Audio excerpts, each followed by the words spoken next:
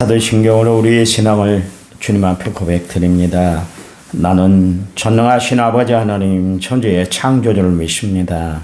나는 그의 위라신 아들 우리 주 예수 그리스도를 믿습니다. 그는 성령으로 잉태되어 동정녀 마리아에게서 나시고 본디오 빌라도에게 고난을 받아 십자가에 못 박혀 죽으시고 장사된 지 사흘 만에 죽은 자 가운데서 다시 살아나셨으며 하늘에 오르셔 전능하신 아버지 하나님 우편에 앉아 계시다가 거기로부터 살아있는 자와 죽은 자를 심판하러 오십니다. 나는 성령을 믿으며 거룩한 공교회와 성도의 교제와 죄를 용서하는 것과 몸의 부활과 영생을 믿습니다. 아멘. 찬송가 488장입니다. 488장.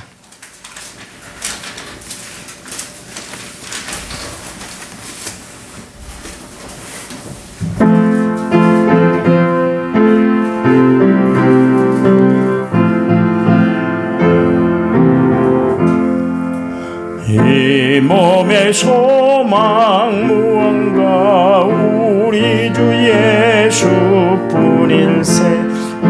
우리 주 예수밖에는 믿음이 아주 없도다. 나의 반석이시니 그 위에 내가 서리라. 그 위에 내가 서리라. 무섭게 바람 부는 밤 물결이 높이 설렐 때 우리 주 예수 소망의 닻을 주리라. 주 나의 반석이시니 그 위에 내가 서리라. 그 위에 내가 서리라. 세상에 믿던 모든 것 끊어질 그날 되어도 구주의 언약 믿사와 내 소망 더욱 크리라. 주 나의 반석이시니 그 위에 내가 서리라. 그 위에 내가 서리라. 바라던 천국 올라가 하나님 앞에 배울 때 구주의 의를 힘입어 어여치 바로 서리라. 주 나의 반석이시니 그 위에 내가 서리라. 그 위에 내가 서리라. 성경 말씀 봅니다. 창세기 5장 21절에서부터 24절까지. 창세기 5장 21절에서 24절이에요. 21절 에녹은 65세에 무드셀라를 낳았고 하나님과 동행하며 자녀를 낳았습니다. 그는 365세를 살았더라. 에녹이 하나님과 동행하더니 하나님이 그를 데려가심으로 세상에 있지 아니하였더라. 아멘. 1차 먼저 6859번째로 제가 하나님 앞에 드렸습니다. 찬양 부릅니다. 찬양집 39번 은혜. 내가 누려왔던 모든 것들이.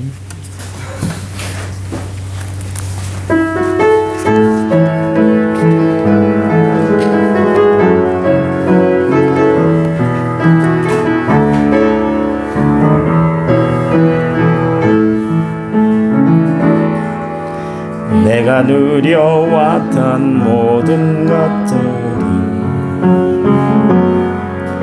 내가 지나왔던 모든 시간이, 내가 걸어왔던 모든 순간이, 걸어왔던 모든 순간이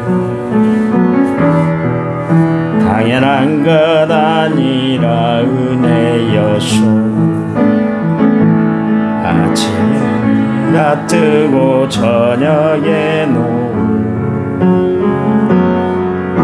봄의 꽃향기와 가을의 열매 변하는 게 모든 순간이 당연한 것 아니라 은혜여소.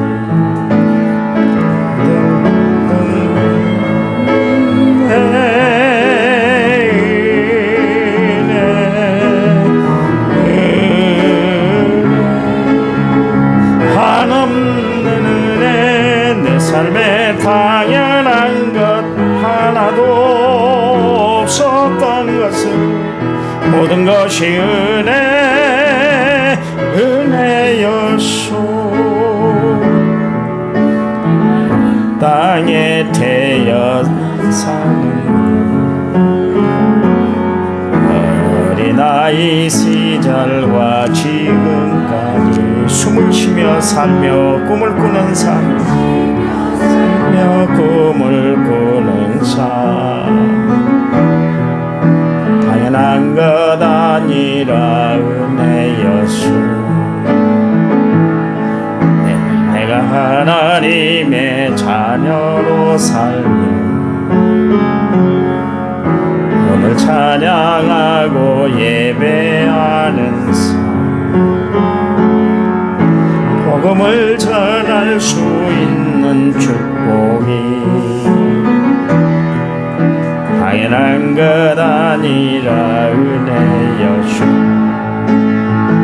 그것이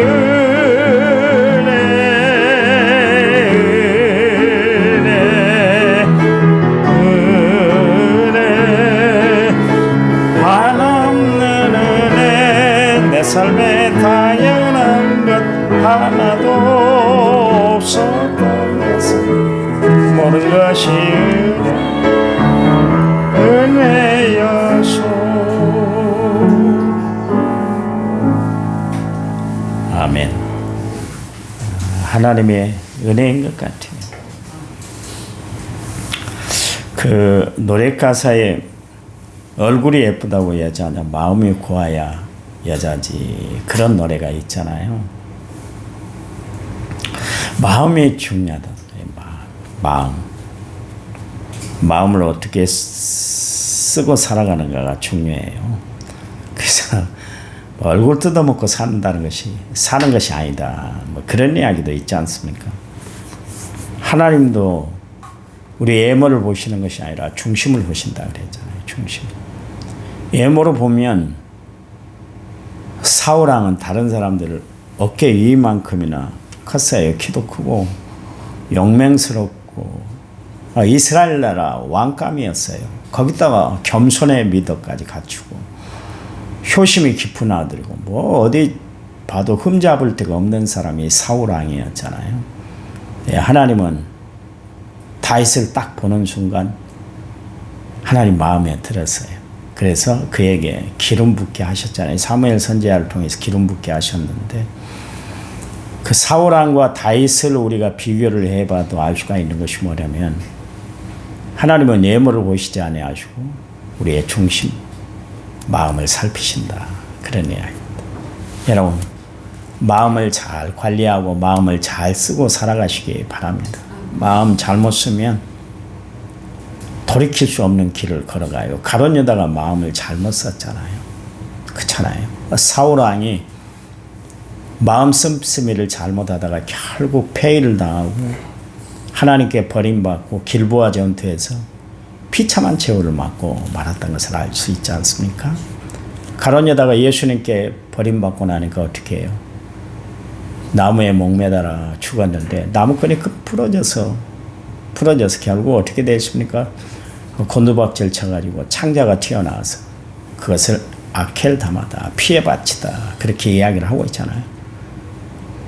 마음 씀씀이가 바로 하지 못하면 결국 하나님의 버림을 받고 마는 거예요. 하나님은 우리 마음을 확 주관하시기를 원하세요. 그 최초의 인간인 아담이 하나님 앞에 범죄를 했잖아요. 선악을 알게 하는 나무의 실과를 따먹으면 반드시 죽어. 그랬는데 하나님의 말씀을 무시했어요. 그냥 눈에 보이는 것이 확 들어와 버렸잖아요. 평소에 그 앞에 지나갈 때는 몰랐거든요. 아, 이런 나무도 있네. 하나님이 금하셨구나. 먹지 말라 했구나. 가까이 가기도 꺼려 했을 거예요. 그날만큼은 눈에 확 들어온 거예요. 보암직도 하고 먹음직도 하다. 탐스럽게 할 만큼 그렇게 열매가 그날따라 달리 보이는 거예요. 사람이 죄를 지으려면 마음이 확 동해서 그렇게 되는 것이지, 평소에 마음 품고 그렇게 막 계획하며 그런 사람들은 별로 없거든요. 그러니까 마음을 우리가 잘 관리해야 된다는 게 참 중요한데요. 선악을 알게 하는 나무의 실과를 따먹고 나니까 결국 어떻게 되세요? 하나님의 말씀을 범함으로 말미암아 결국 에덴 동산에 쫓겨나고 말았잖아요. 우리가 관리를 해야 될 것이 참 많이 있는데, 얼굴 관리도 해야 되고 몸매 관리도 해야 되고 가정을 잘 관리해야 되고 내 건강 관리도 잘해야 되지만 가장 중요한 것은 마음 관리를 잘하고 살아가시기 바랍니다. 자칫 내 이 마음이 성령님께 이끌려 살아가면 얼마나 좋겠어요. 그런데 마귀에게 유혹당하면 자칫 우리가 가룟 유다와 사울처럼 될 수가 있어요. 하나님이 최초의 인간인 아담에게 범죄했을 때 하나님이 그들에게 주었던 형벌들이 있었잖아요. 결국 남자와 여자의 형벌이, 남자는 얼굴에 땀을 흘려야 수고의 결실로 이제 살아가게 되고, 여자는 해산의 고통을 주셨잖아요. 하나님과의 관계가 다 끊어졌는데, 하나님이 그때 남겨두신 것이 뭐냐면 양심이었어요. 콘사이언스. 양심은 남겨놨어요. 그래서 사람들이, 예수 믿지 않는 사람들도 양심에 끓긴 일을 하면 굉장히 마음이 괴롭고 힘들고 어려워하지 않습니까? 하나님이 양심을 그렇게 딱 남겨두었기 때문에 그런 거예요. 양심이란 거 마음의 작동이거든요. 마음을 어떻게 쓰느냐에 따라서 양심껏 살아가기도 하고 양심을 버리고 그렇게 살아가기도 합니다. 그러니까 마음 관리를 잘하세요. 항상 마음 관리를 잘해야 되는 거예요. 우리가 그 즐겨 사용하는 단어 가운데 하나가 뭐냐면, 그 사자성어가 뭐냐면 동상이몽이라는 단어가 있잖아요. 한 자리에서 같이 누워서 잠을 자는데도 불구하고 꿈은 따로따로 꾼다. 그래서 동상이몽이라고 그러는데, 그러니까 서로의 마음을 일치를 이루고 살지 못할 때 우리는 동상이몽이다. 그렇게 이야기를 하고 있지 않습니까? 살아가면서 우리가 가장 불편한 게 뭐냐면 마음이 맞질 않는 거예요. 어렵게 살고 힘들게 살아도 복잡하게 살아도 마음만 딱 일치를 이루면 그것처럼 행복이 없습니다. 그런데 마음이 안 맞으면 그처럼 불행한 일이 없어요. 불편한 일이 없다. 그런 이야기죠. 그래요. 여러분, 그래서 교회 생활도 그렇잖아요. 목사와 교인들 간에 마음이 서로가 맞아야 돼요. 맞질 않으면 그것처럼 불편한 관계 없어요. 얼굴 쳐다보기도 싫고 말 섞기도 싫고 악수하기도 싫고 다 싫어지는 거예요. 왜요? 마음이 안 맞으니까. 마음이 안 맞는다는 건 그렇게 살아가기가 힘든 거예요. 사람들이 다 이혼하는 첫 번째 이유가 마음이 도대체 안 맞아요. 지금껏 살아왔는데도 엉뚱한 짓만 해요. 그러니 마음이 안 맞으면 어떻게 살겠어요? 그런 이야기를 하지 않습니까? 마음을 맞추고 산다는 것이 참 중요해요. 마음이 맞지 않으면 결국 그 관계는 원수지간이 되고 말지 않습니까? 그렇잖아요. 그러니 여러분, 삶을 살아가면서 마음을 맞추고 살아갈 수 있는 사람이 있다는 거 얼마나 행복한 일이에요. 지난번에 있던 교회 목사님이 그런 이야기를 하십니다. 김 목사 목회를 하면서 마음을 나눌 수 있는 사람 2사람만 있으면 목회 성공하는 거네. 그런 이야기를 하시더라고요. 그 정도로 사람이 마음을 맞추고 살아가기가 힘들다. 그런 이야기 다 마음에 맞으면 얼마나 좋겠어요. 근데 안 맞아. 맞추려고 안 하고 또 맞춰지지도 않고 그래요. 사람이 마음을 맞추고 살아간다는 것이 참 힘들어요. 그래서 잠언 17장 1절 말씀해 보니까 마른 떡 한 조각만 가지고 서로 화목하는 것이 제육이 집에 가득하고도 다투는 것보다 낫다.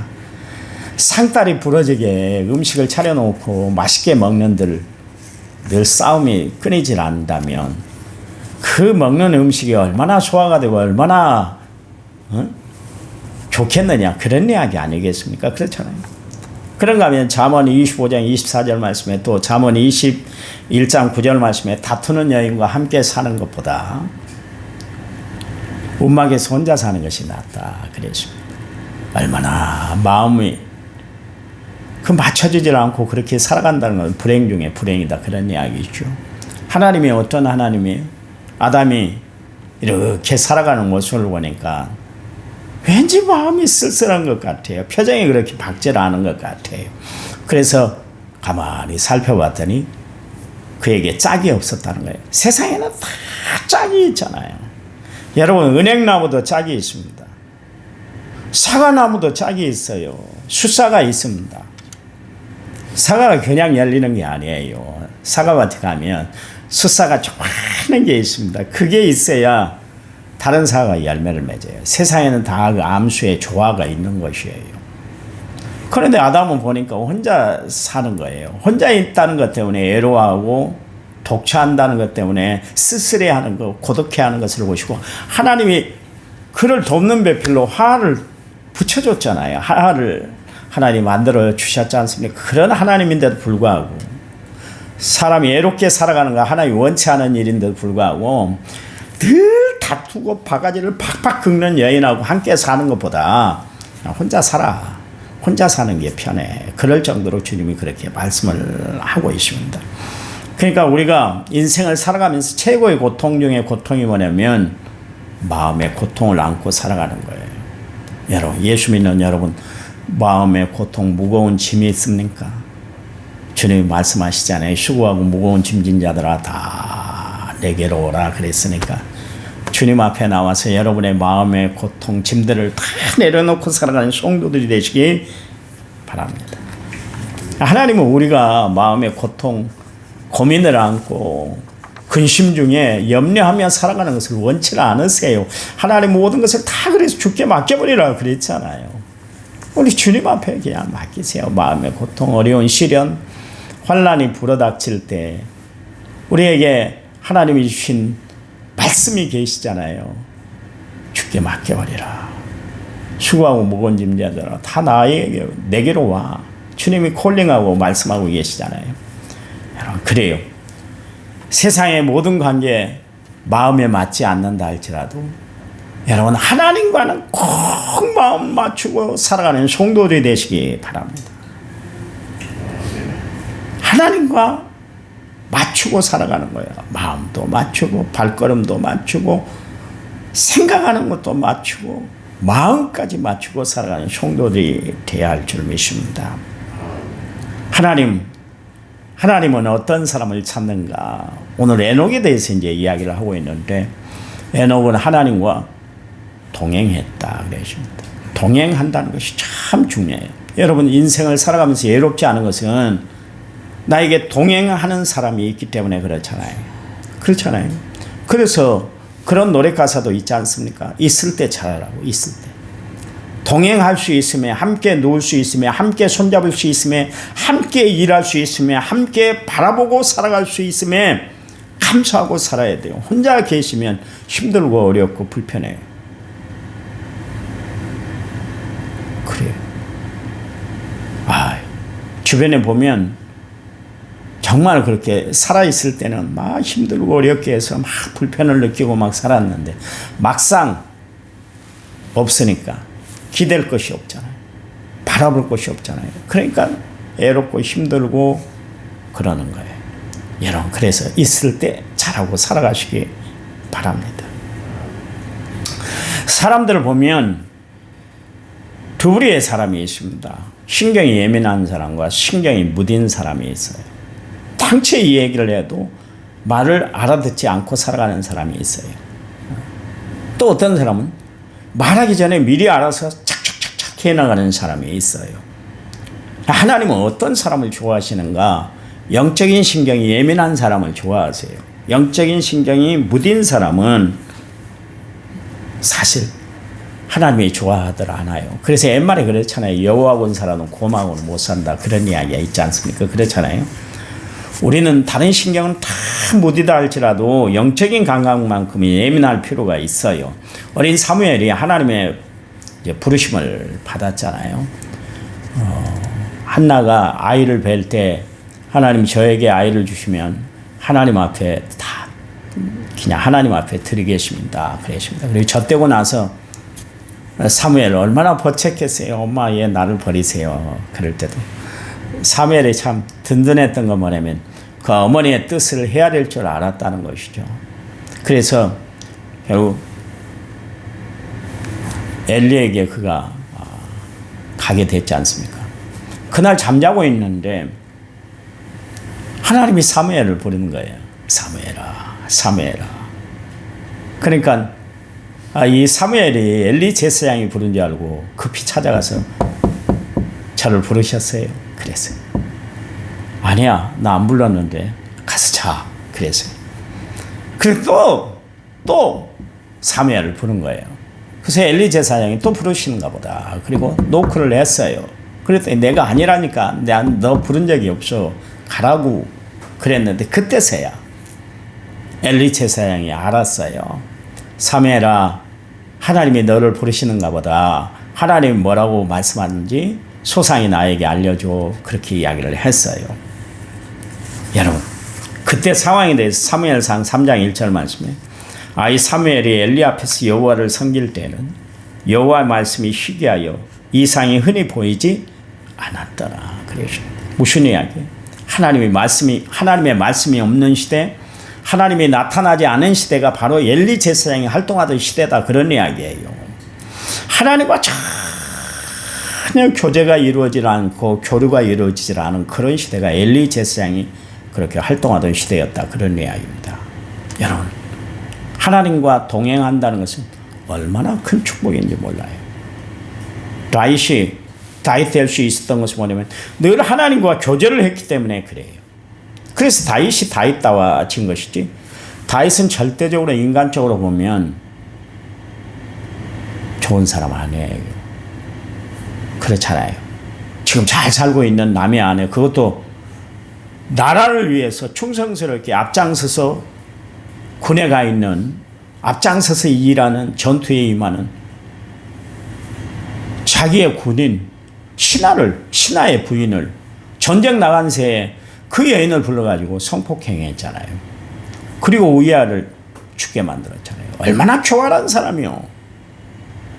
여러분, 다윗, 그런데도 불구하고 하나님은 다윗을 끝까지 사랑하신 이유가 있습니다. 끝까지 그를 책임져 주신 이유가 있어요. 그건 뭐냐면 다윗은 하나님만 바라봤어요. 죄를 짓지 않았기 때문에 하나님이 다윗을 쓴 것이 아니에요. 다윗이 늘 좋은 마음만 품었고 살았기 때문에 하나님이 다윗을 사용한 것이 아니에요. 하나님이 다윗, 그를 사랑했기 때문인 줄 믿으시기 바랍니다. 하나님이 나를 사랑하셨기 때문에 나를 지금도 사용하시고 나에게 축복을 베풀어 주신 줄 믿으시기 바랍니다. 내가 어떤 선한 행동을 했기 때문에 그 선한 행동의 결과로 하나님이 나에게 이렇게 축복을 베풀어 주시고 은혜를 베풀어 주신 것이 아니라 전적인 하나님의 역사로 내가 하나님 손에 붙들려 이렇게 살아가는 줄 믿으시기 바랍니다. 그 하나님은 어제나 오늘이나 동일하신 하나님인데 그 하나님이 나와 동행하기를 원하세요. 그 옛날 에녹과만 동행하기를 원하는 것이 아니라 오늘 나와 함께 동행하기를 원하시는 하나님인 줄 알아. 그 하나님 앞에 여러분 몸과 마음, 시간을 바쳐서 주님께 모든 것을 드리고 살아가는 믿음의 성도들이 되시기를 간절한 마음으로 부탁을 드립니다. 하나님, 감사합니다. 우리를 사랑하신 분이 하나님인 줄 믿습니다. 우리를 위하신 분도 하나님인 줄 믿습니다. 그 하나님 바라보고 늘 살아갈 때 모든 일에 하나님이 합력하여 선을 이루도록 축복해 주시옵소서. 오늘 하루가 복된 하루가 되도록 도와주실 줄 믿습니다.